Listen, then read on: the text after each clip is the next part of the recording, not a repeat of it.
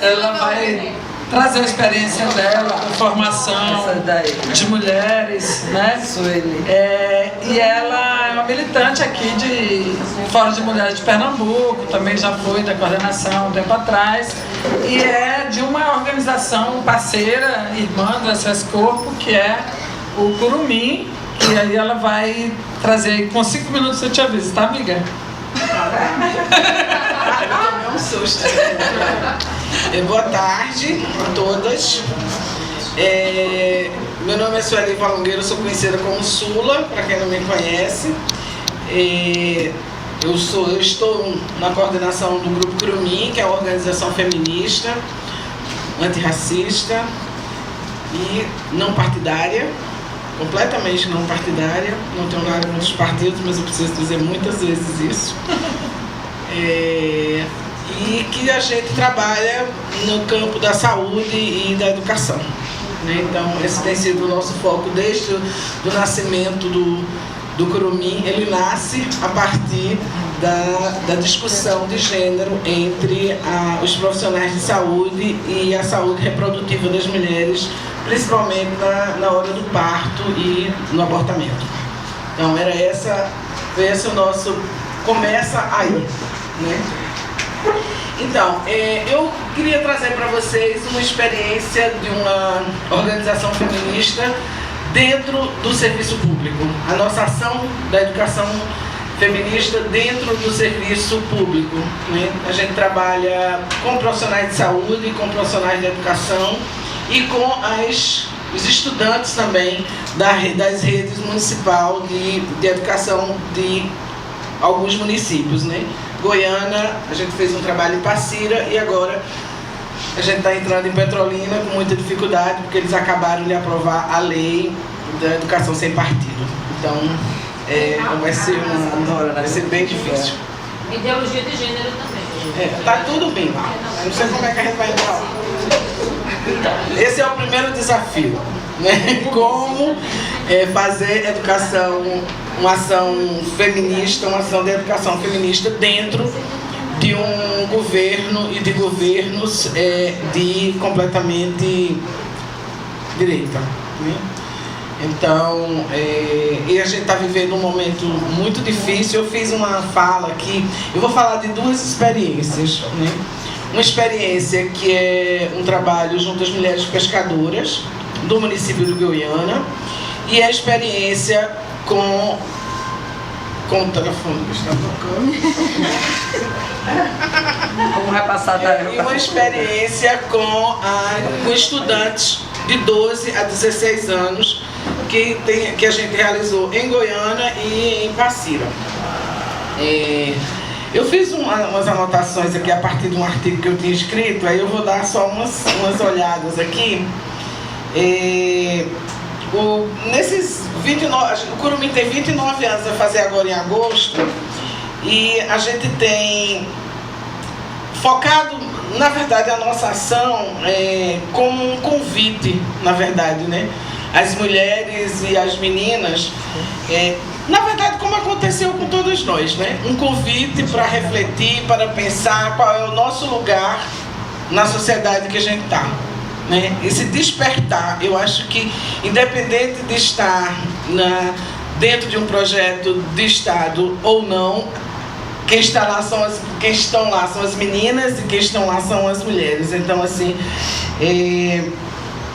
para mim e para o Curumim, que tem trabalhado junto com as meninas, desvelar as situações de opressão que elas vivenciam no cotidiano e um convite para criar laços de cumplicidade, sabe? Eu acho que quando a gente começa a chegar junto das meninas e das mulheres, acho que a primeira coisa que a gente tenta fazer é dizer: estamos juntas, também estamos nesse lugar de opressão, também vivemos essa situação, porque nessa cumplicidade que a gente vai conseguir conversar, dialogar e ver quais são as diferenças que tem entre nós e o que é que nos move de fazer alguma coisa junto também.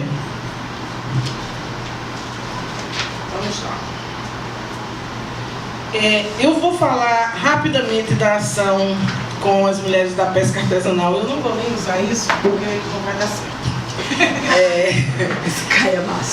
Esse trabalho com as mulheres da pesca é um trabalho que é do governo do estado de Pernambuco, que é um governo que ele vem junto com um grande programa, que é o programa Chapéu de Palha, que é um programa que dá um recurso, um benefício para os trabalhadores e trabalhadoras que estão fora do trabalho durante um período, né, de tempo, uma entre-safra da cana-de-açúcar e da fruta, que começou assim, aonde tem os donos, né, tem o poder do capital ali, que ele usa o trabalho e o corpo das mulheres e dos homens no trabalho produtivo, e depois, durante 4, 5 meses do ano, descarta este corpo e descarta esse trabalhador e essa trabalhadora.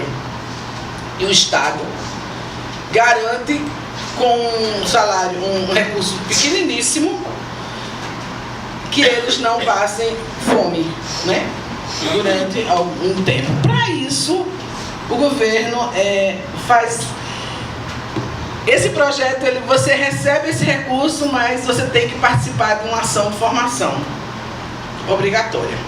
Então, assim, você não decide que você quer fazer uma formação, você é obrigado a fazer uma formação para que você possa receber esse recurso. Então, a gente já começa com uma situação difícil, que você vai fazer uma formação não para quem está com vontade de fazer, mas para quem está obrigado a fazer. Então, esse já é o primeiro desafio, que a gente sabe muito bem que é muito ruim para um lugar que a gente não quer. A gente está falando da gente, né? Porque a gente está falando das mulheres, a gente está falando da gente, que a gente tem o que fazer em casa, a gente tem um monte de coisa, a gente está ali, não está trabalhando porque não tem condições, está ganhando muito menos e ainda tem que fazer um curso e se resolver. Porque a gente tem que fazer um curso. Então, esse foi um dos primeiros desafios.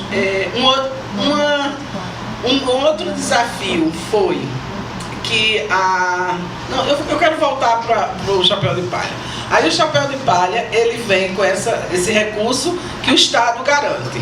Só que o Estado não garantia para as pescadoras, né? Ora, não tem o capital, né? Não tem um empregador que vai cobrar das pescadoras, ele não tem patrão, então não tem quem pague. Então, quando não tem o peixe, elas ficam sem o peixe. Mas o patrão não tem quem empregue elas. Então, a pesca, as pescadoras foram as últimas a entrar no projeto, porque foi uma luta das mulheres pescadoras. Isso eu acho que é muito legal, porque assim, para receber esse recurso, a pesca, ela teve que ir à luta, porque não veio, porque não tinha empregador, né? Então, assim, não tinha para quem sustentar, porque a partir do momento que o Estado dá esse recurso, ele está sustentando aquele empregador para voltar para a lida do capital, né? Do grande empresário, né? E aí foi uma luta das mulheres naquele Pernambuco para todos, né? Então, assim, eu lembro muito bem que Maria das Águas subiu lá e fez um discurso dizendo por que é que nós também temos um trabalho que é sazonal e a gente não recebe, né? Então foi ali que o governador se comprometeu e a partir dali virou um rei para elas, né? Vamos combinar que isso também é uma coisa, né, que foi difícil, né? Porque a partir daquele momento virou um grande rei ali para as mulheres pescadores e pescadoras.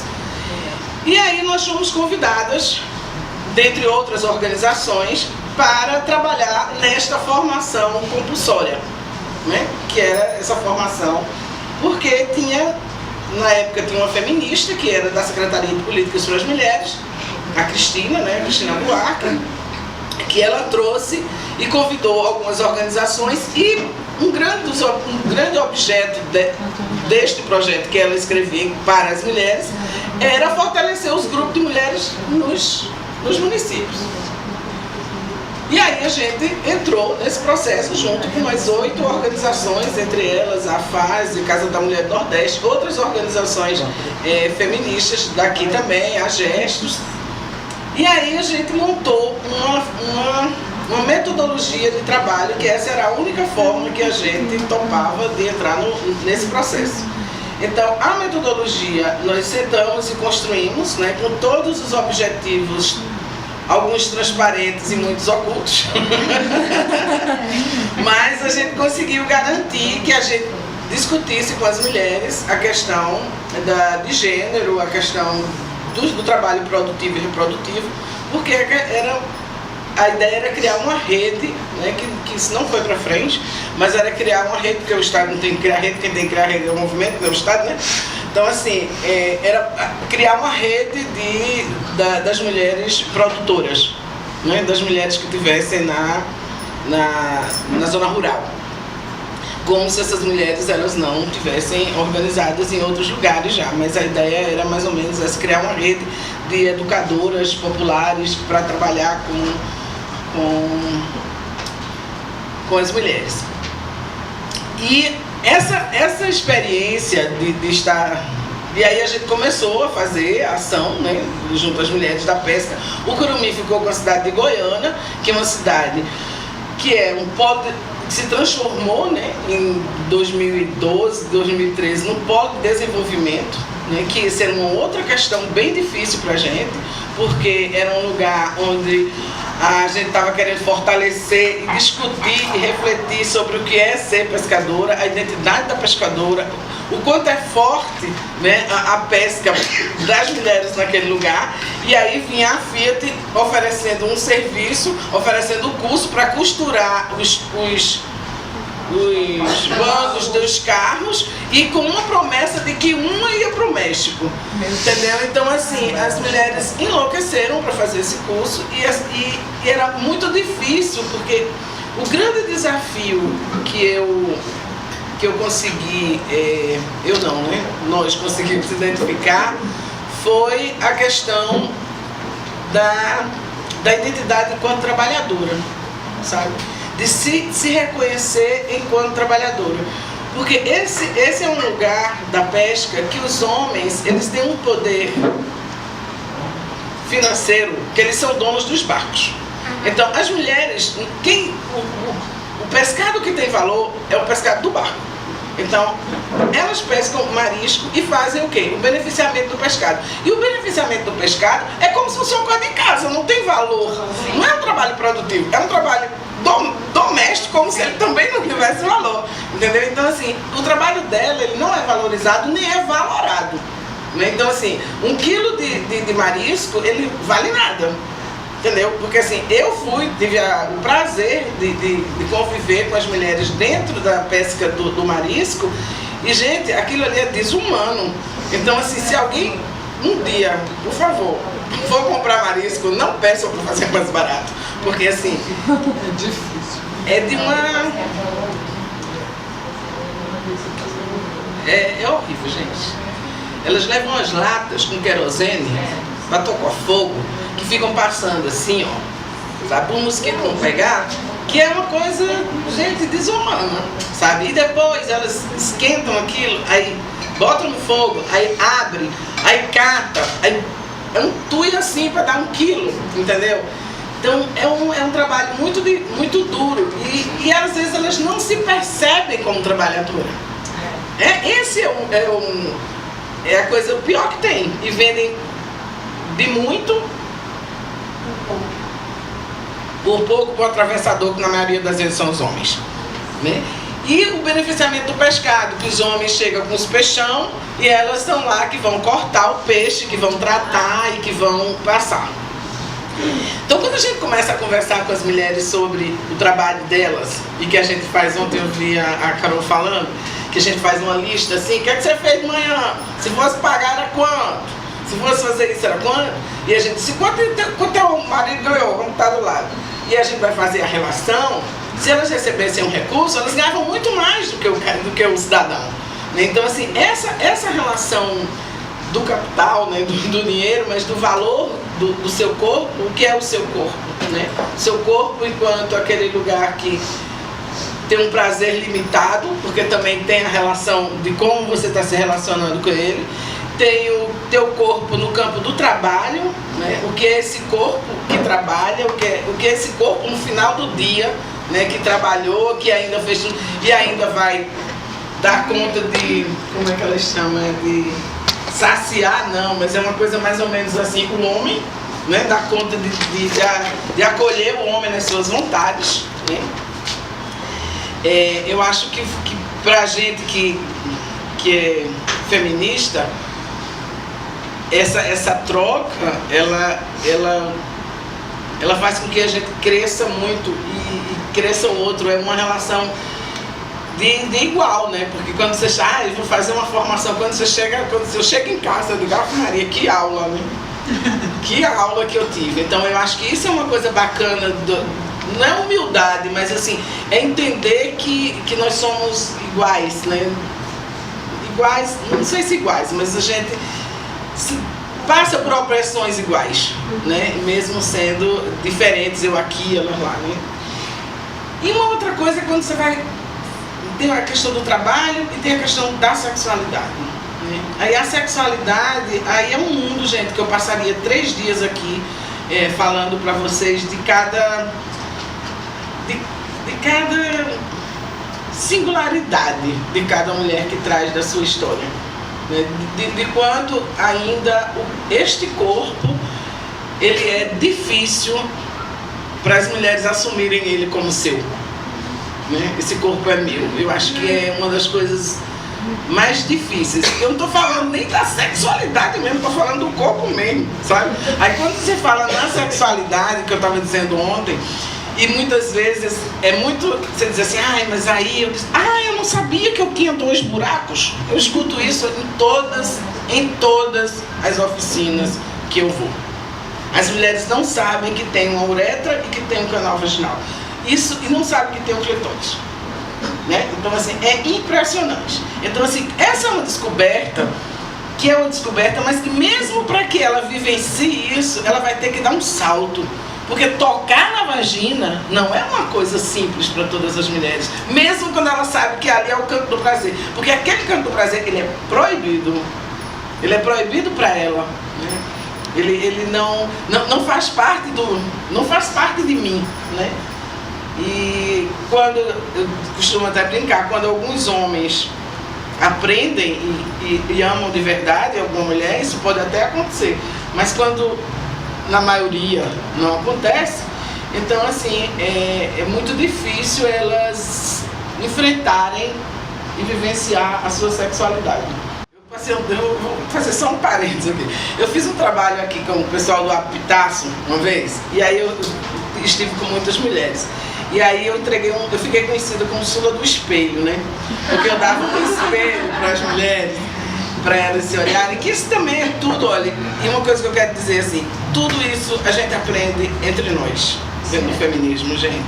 Então assim, lógico que se você me perguntar qual é, Curumim se baseia em quê? Eu vou dizer para vocês, a gente tem como marco, Reflete Ação, Paulo Freire, eu vou fazer aqui tudo que a gente, mas assim, o que a gente aprende entre nós, ele é muito importante, gente. É nessa construção, né, de 18 anos já dentro do Curumim, que a gente, dentro do movimento, que a gente vai aprendendo e vai escutando e vai levando as coisas. Então, eu estou meio... Fiz aqui nela, agora eu desfoquei um pouco, mas eu vou voltar. Então assim, dentro...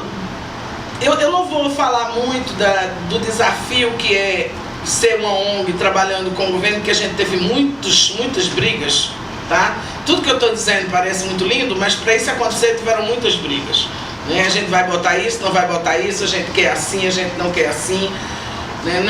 Não é fácil, né? Não é fácil de jeito nenhum.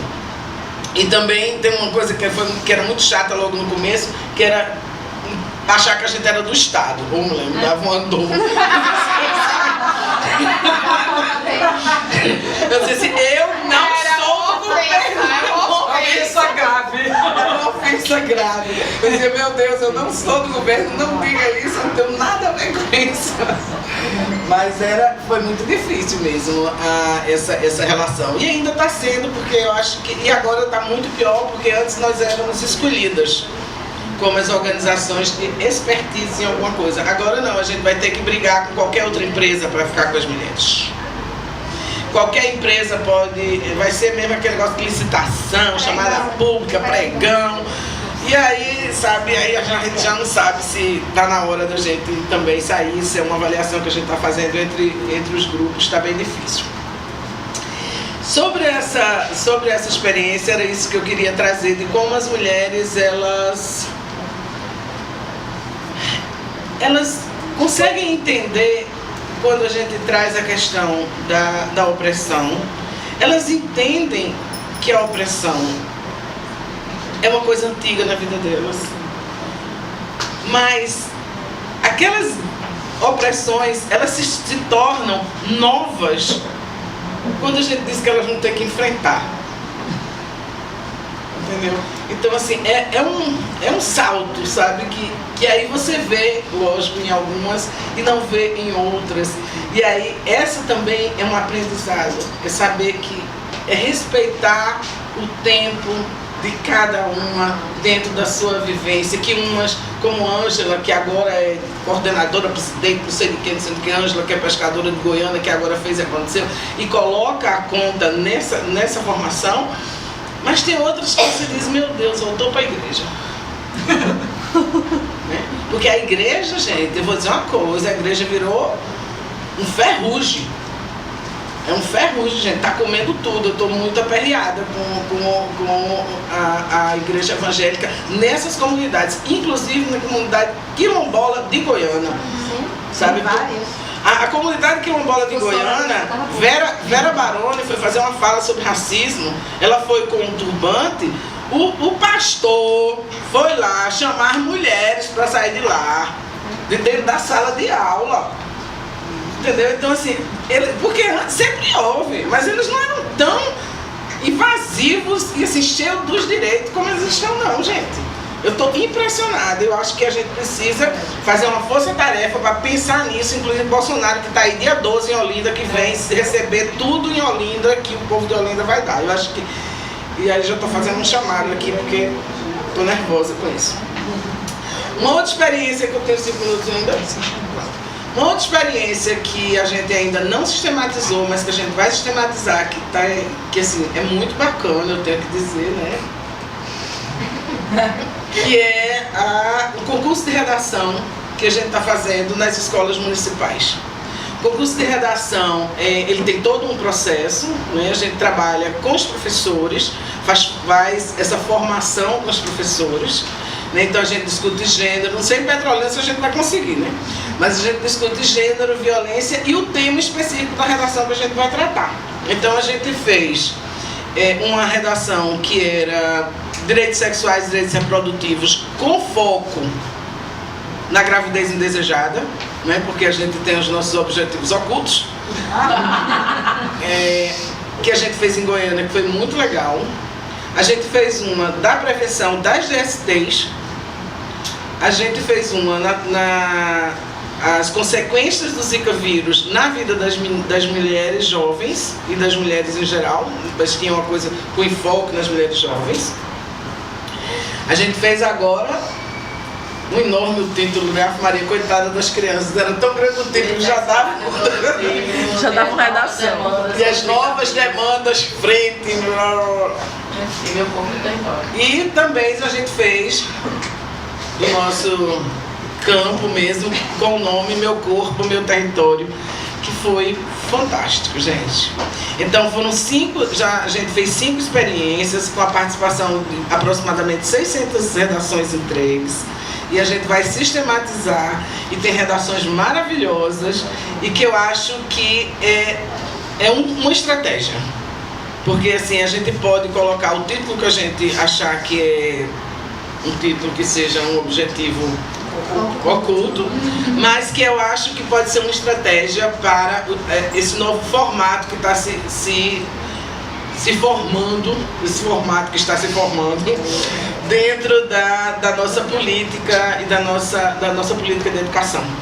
Então, eu acho que eu estou botando a maior fé nisso, e como metodologia a gente está usando os diálogos de uma experiência que a gente fez do ano de 2002 até o ano de 2010. Foram 8 anos de trabalho com um grupo de jovens dentro do Curumim, e a gente sistematizou esses 8 anos com oficinas escritas também pelas jovens e recados e técnicas e tudo, a partir de tudo também do feminismo, porque não tem nada assim Né? Tudo foi a gente que construiu no dia a dia, do que eu aprendi com o SOS, com a Gestos, com as outras organizações, dentro do Fórum de Mulheres. E aí eu acho que o grande desafio é fazer o quê quando chegam as redações com denúncia. Esse agora é o nosso maior desafio. Porque chegaram algumas difíceis, que inclusive as meninas tiveram que mudar a redação na hora da premiação, porque tiveram algumas que ganharam, outras não ganharam, né? Porque tem uma premiação, sabe, ganha um tablet, ganha uma bicicleta, o negócio é organizado. Agora sim, esse é um desafio. Em Passira, a gente tá com algumas situações que a gente vai ter que dar resolutividade, né? E, assim, a escola vai ter que responder sobre isso, o Conselho Tutelar vai ter que responder. Então, assim, Secretaria da Mulher, a gente está tentando envolver todo mundo, porque são denúncias difíceis. Denúncia da pessoa ficar amarrada dentro de casa, da jovem ficar amarrada dentro de casa, da jovem ser abusada sexualmente pelo avô, sabe? E ela escrever isso, gente. Se cortar, tentar se cortar.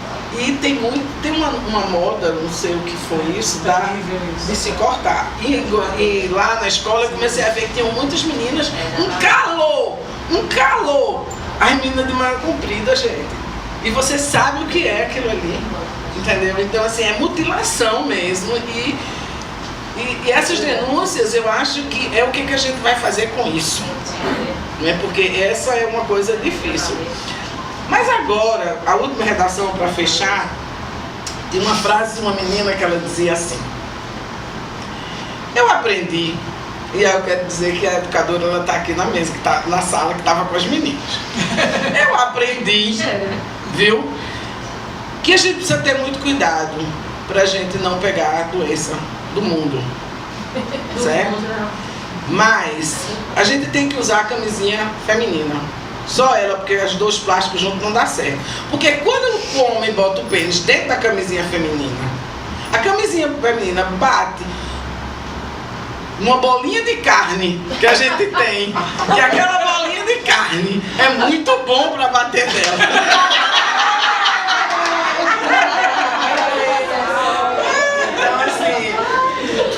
Então, assim, pense numa bolinha de carne que fez sucesso. E quando eu assim, olha só, a formação deu certo, mas o indicador dessa redação. O indicador perfeito. Pois olha, Nem se ficar enervado dessa bolinha. então acho que o grande desafio é continuar na luta e tentar trazer realmente essas meninas e as mulheres para o movimento. E acho que um desafio é o movimento acolher as mulheres, que a gente também tem que pensar como é que a gente está acolhendo essas mulheres, e a hora de acolher é essa. Quer dizer, são todas as horas, mas eu tenho que dizer que é essa, porque a gente está vivendo um momento muito ruim e tem muitas mulheres precisando que a gente acolha. Obrigada. Obrigadíssimo, Sula. Muito massa essa. Então, vou ficar aqui com 2 registros. Vou ficar com esse da acolhida, que fechou com chave de ouro. Acolher especialmente. E a acolhida se junta com, lá no comecinho, os laços de cumplicidade entre mulheres, né? Faz parte dessa construção. E também vou ficar com uma outra coisa que tem a ver com essa tarde toda, e na verdade com ontem e hoje, que é o que nós, como educadoras populares, feministas, aprendemos com essas experiências, né?